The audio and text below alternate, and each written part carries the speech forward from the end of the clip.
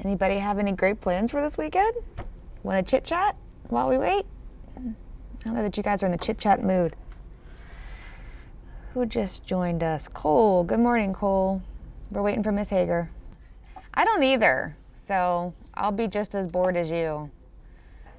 I do need to cut the grass. You're welcome to do that if you're looking for something to do. Oh, lights came on. Show's about to start.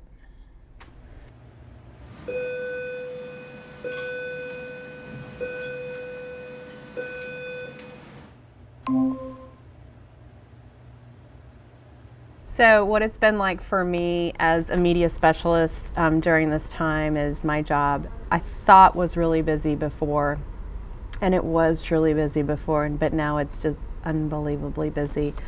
As far as my vision and mission as a program, that hasn't changed. It's still, my job is to assist students and staff with effectively using ideas and information. So that hasn't, the wording of that hasn't changed. What I do in order to ensure that they are successful has changed. So it's been a lot, and there have been lots of conversations in the Hager household about how much I'm working at home and working here and working on the weekends, because I am so passionate about making sure students have what they need, that teachers have what they need in order to be successful. It can be boring. Like, I don't know if the room is empty, it's dark because the lights go out with the timer, and then I just sit here in the dark. Makes you sleepy, makes you tired in a different way. Usually I'm physically tired because the kids, walking around the room doing stuff. With this, it's the sitting. So then I just want to take a nap. I don't know, last year around this time or 2 years ago, I maybe had 3 teachers that were super comfortable with screen recording and recording themselves and putting themselves out there, maybe 2 or 3. Now I have the entire staff, we're talking around 100 teachers that are learning how to do this and somewhat comfortable and somewhat embracing it. So everyone's like on a different part of that spectrum with using technology and information to relay learning and accessing. And I would say the biggest kind of concern I've had with online learning is, as you saw, they don't turn their cameras on. So when you're talking to a group of kids and it's just, profile pictures or, icons or things, you don't know what they understand and what they don't understand. You don't even know if they're in the room. They could have logged in and left, which a lot of times I call a kid and they don't answer, so I know they're not there. But there's no way to really make a connection with them because I don't know what they look like. They don't talk. we have to remember too that the students aren't all super comfortable. I think we assume that students are really comfortable with technology, and not all of them are.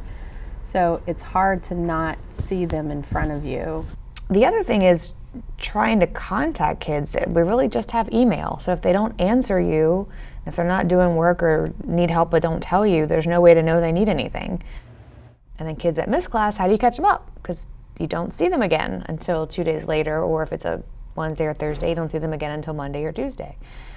Some of them are slipping through, and there's a lot of students, and so I really try my best to connect with those students and their parents that I'm like, where are you? What's going on? So I think every teacher's dealing with that right now, where you used to physically see them in a chair. Now you're trying to make sure you're connecting with them through this thing. And we're trying our absolute best, and we're going to get through this, and we're going to stay positive, and we aren't leaving anybody behind. I think that that's my big thing is, if you're struggling, you're not quite sure, it's already kind of difficult as a student to sit in front of your peers and say, I don't understand. Like, no one's real comfortable with that, but there have to be students that don't understand. I'm going to be totally honest. I have 2 kids at home right now by themselves, but my husband's not there right now. So I'm at the school teaching the kids at home, and my kids, my children are at home learning, and it's just like it's weird what's happening, but they're doing okay. So switching hats and trying to do your best in every department of what I do.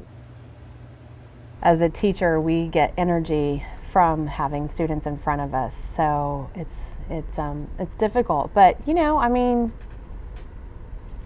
it's another speed bump. It's not a block, it's a bump. We can get through this. We're going to be fine.